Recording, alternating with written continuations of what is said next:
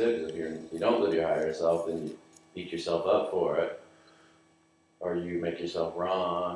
That's to me, that's digging a hole. You see, when you are living according to your highest potential, or that's your intention to live according to your highest potential, and you also beat yourself because you're not. Yeah. Whenever you beat yourself because you're actually not living at your highest potential. You're falling to a lower level, and you get an immediate feedback. Oh, yeah. You will get an immediate unhappiness. That's the same thing as achieving and striving and all that. I mean, I still do that stuff, but I have much less concern for that as opposed to just Right. So the feedback consciousness gives you is immediate. Immediately it tells you, oh, wrong way, wrong path. You're beating yourself. Boom, you're unhappy. You know. So, but most often we don't. We are callous to our unhappiness.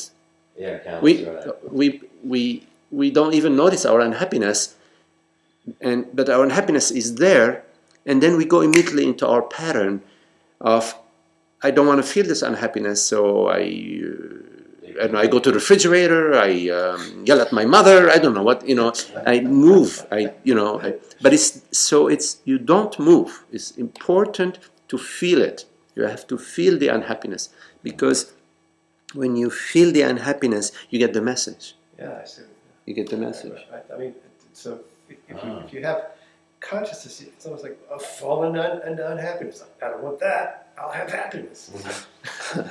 But you see, when you are running away from the unhappiness, from the feeling that's being given to you, it's a gift from consciousness telling you the wrong path, wrong direction, and you cover it up. You go to your addiction. You go to your habit. Then the intensity of the unhappiness will rise. So consciousness is, okay, fine, you're not getting it. Okay, so it increases the temperature. You see. So it's actually a gift, even when it's at its worst. Consciousness never stops serving you. It's completely at your service, because it's serving itself. You see, it loves itself. So it's constantly. So if you don't want to get to really, really high temperatures, get the message quickly, quickly before you go through your fourth. Yeah. Well, the way that it serves itself is it goes, oh, unhappiness. This is interesting. It's intricate of this. Look at the intricate guy. I'm an interesting guy. An interesting, unhappy guy. Basically, it's one mechanism leading you to your true self. Absolutely. Absolutely. No matter how much you're suffering or how little, it's still going one or the other. When you are receiving the message of more peace and happiness, consciousness is telling you, yeah, you're doing great. Yeah. Bravo, Here is more perfume, here is more roses, here more flowers, here is beautiful music, here is art, here is the love of your life, here is money, here is friendships, etc. Yeah? And when you are moving away from consciousness throws a lasso around your neck and is pulling you back. Says, "Hey, come back." The farther you get away, the harder it pulls, right? So either way, it is serving you. Yes, you're right. There is only one reality. There is only one reality, which is the reality of consciousness, that is appearing as all appearances, dreaming all dreams.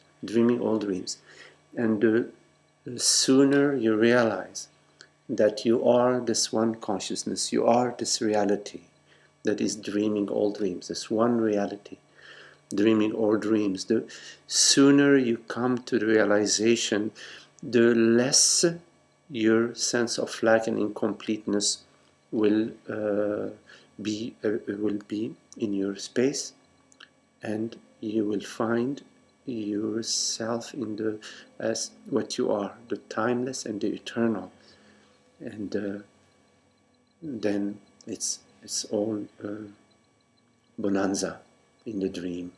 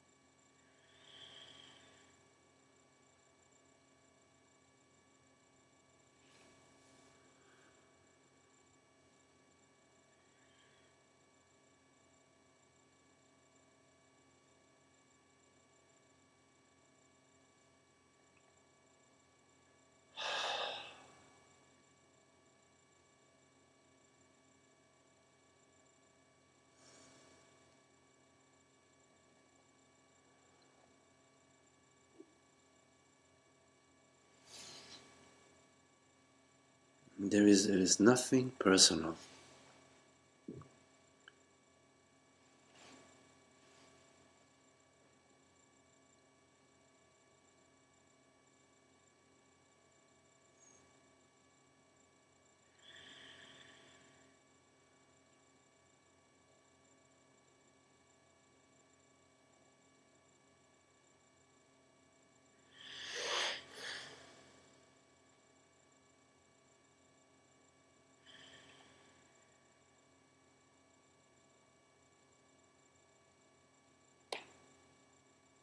Whenever the personal impression arises, there is an angst. Notice that, you have to notice that.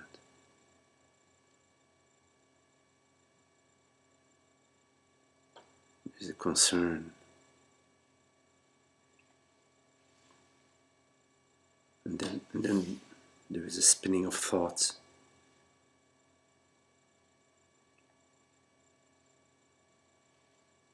And the confusion. And the body gets clouded. Yeah, and on the same note, I sense that happiness transforms everything around you if you can allow it to do that. I mean, that everything looks differently, feels differently, changes your body, changes everything. Yes. Although it clearly comes up against these matters, but if you don't if you just kind of go with it, it reveals a lot. Mm-hmm. I guess I'm sort of, Yes. yeah.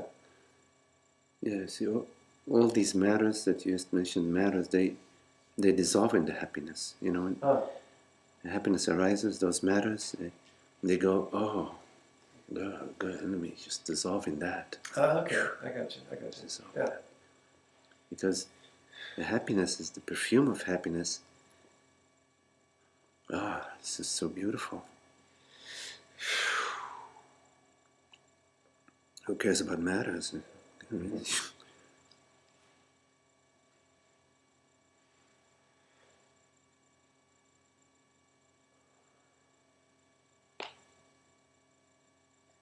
Every time this comes up, I see that it's sort of ethereal. It's kind of out of body. It's just an instinctive sense of consciousness and spirit, and the body is just something else. It's just another dimension. Yes. What matters is that ethereal, that dimension that you were referring to. Don't worry about the body, whatever. Who cares? But that openness, that spaciousness, that vastness, that well-being, that peace, that boundarylessness, that love, that beauty, that depth that just keeps. It has nothing in its way.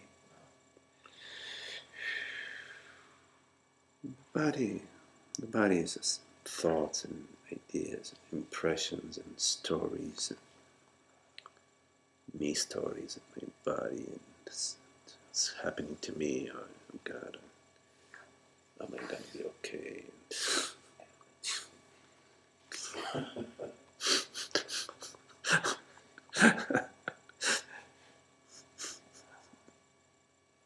Angst, basically. It's all angst. Yeah.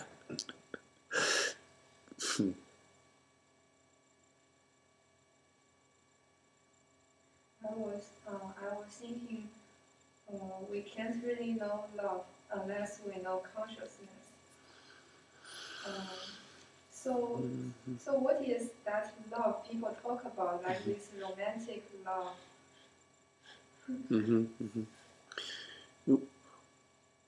We can't know love until we know consciousness, but we are consciousness, so we are love. You see, consciousness in relationship is love. Consciousness in relationship is love.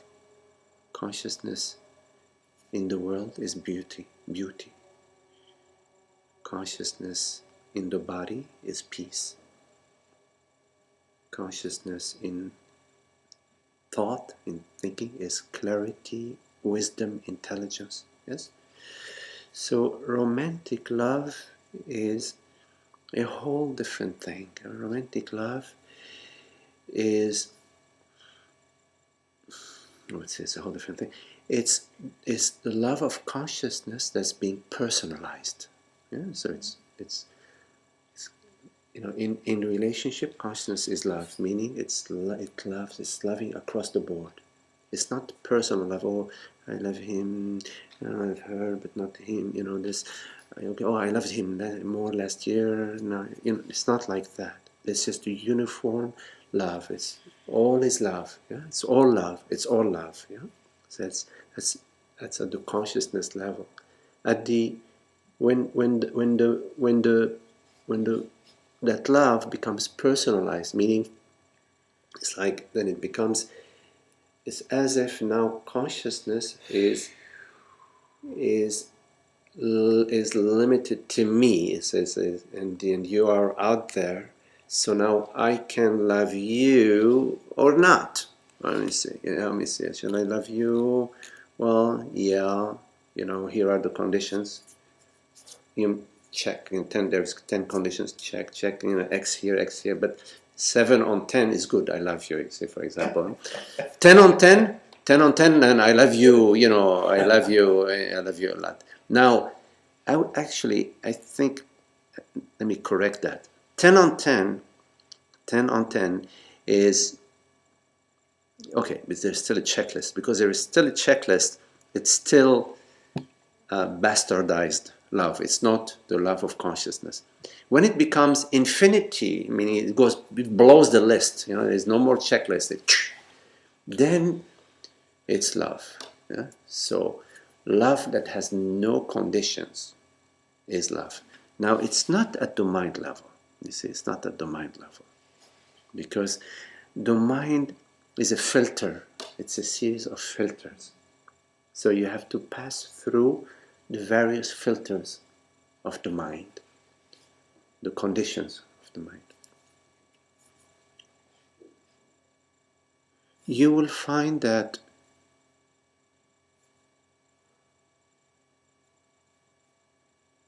in most cases, you will encounter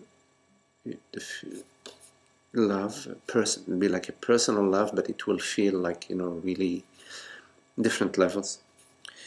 But it will have a function. The love that you will experience in your life will have a function. The function will be to bring you closer to the real love, to true love, to bring you closer to consciousness.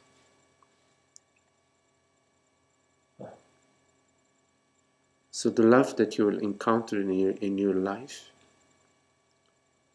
meaning the personal love that you will experience in your life,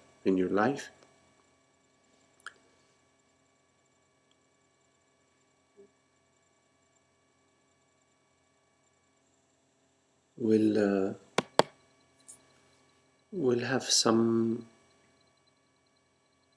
other things coming with it, complications, or there'll be other things coming with it, with that love, for you to learn about consciousness.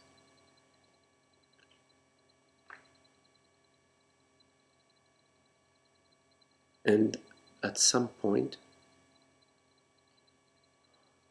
once you're getting the message, then love will reveal itself to you as your true nature.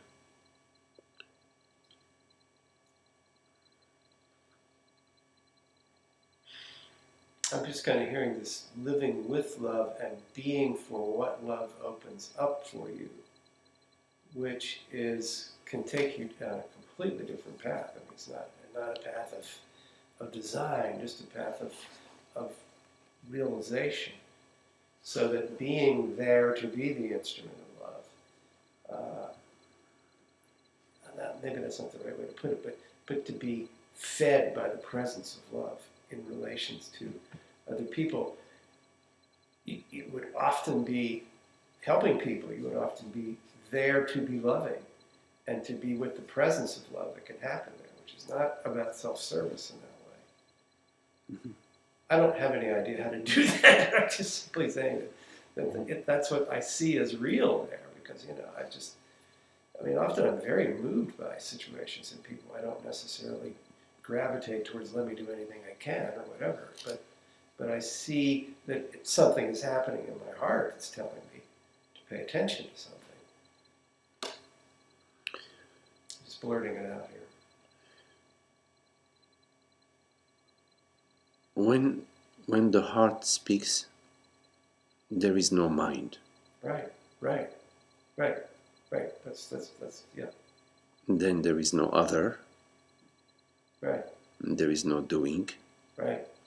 And yet, if you film it, there might be a doing. If you put a camera, there might be a doing. But no, I sense that the going with it means that you're not doing. Whatever it's doing is just occurring because you're going with the love.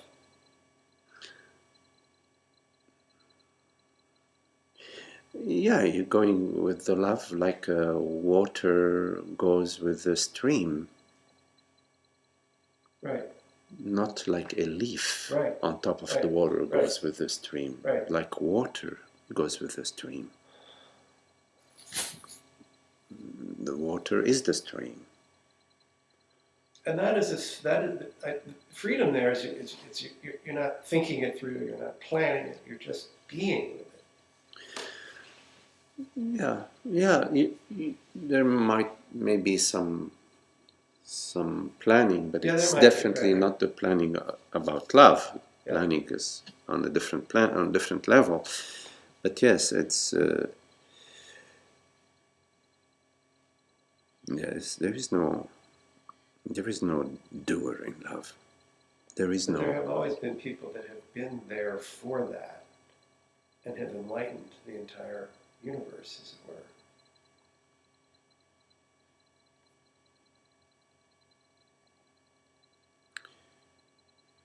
Yes. There.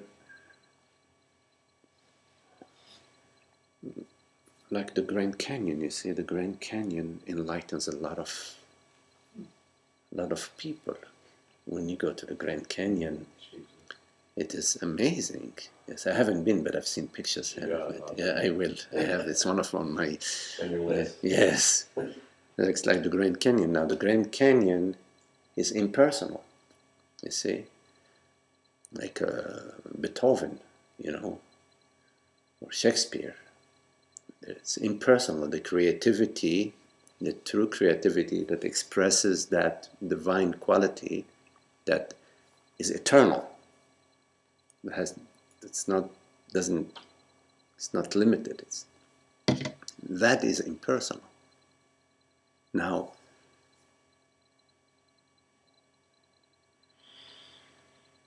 the Dharma, meaning the Dharma is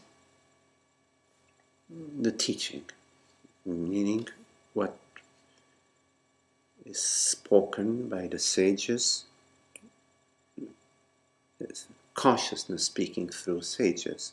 The Dharma is also a direct expression of that, of the beauty, the grandeur, the majesty, the infinity, of consciousness.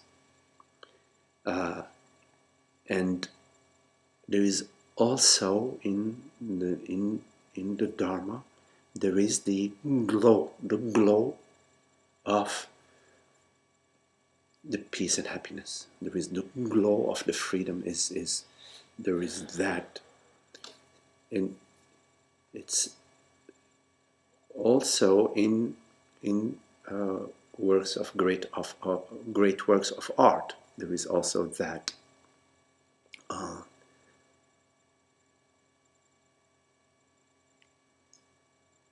But across the board, it's impersonal.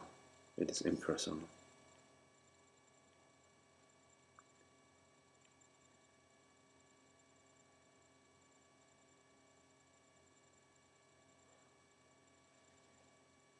So the contemplation of what is love is a good contemplation, because when you are asking yourself what is love, you're asking what is beauty, what is intelligence, what is truth, what is consciousness, what is compassion.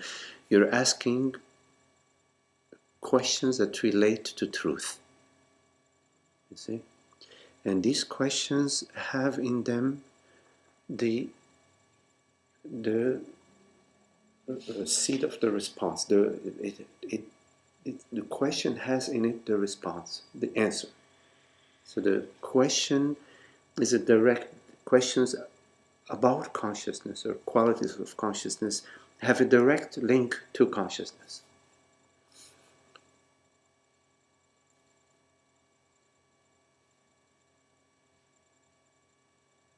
So love, for example, love is unconditional. Because what sort of love is it if there are conditions? You're always worrying, am I within the right? Be careful not to violate the rules. So love is unconditional. If it's unconditional, then you may wonder,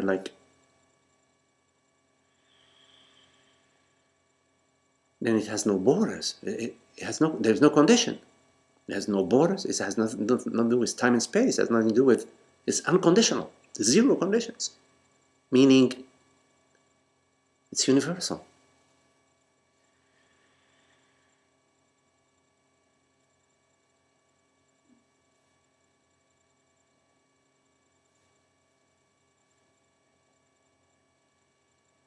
But then the mind goes, well, where does that leave me?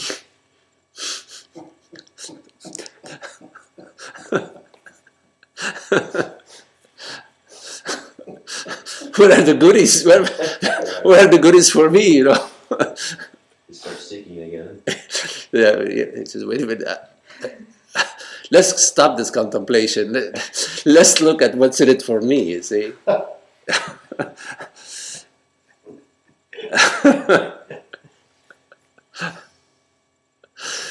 Something you can polish. Unconditionally love. What? The good for me is I am unconditionally loved. I am unconditionally loved. That's true. I have to be unconditionally loved. Then it's okay. But can I unconditionally love? That's a different question. I'm ready to be unconditionally loved, but that is my condition, is that you have to unconditionally love me. There's a little trick there, isn't there? That's how it's tricky, though, because it's always finding a way to seek, even though it thinks it's seeking for the good things. Or Yes, whatever. So, but again, you have always a gift from consciousness. The unhappiness is always available, you see. yeah, even this most subtle one. Oh yeah. Because that's what it does. It's subtly it's seeking when it gets closer and closer, I believe. As it's seeking, as it's placing conditions, as it's saying, oh, what am I missing? There is an unhappiness. Yeah. So you have to sharpen your unhappiness detector. Make sure your unhappiness detector is Really, is precise. sharp, precise. Sensitive. Right. Yes. But that's hugely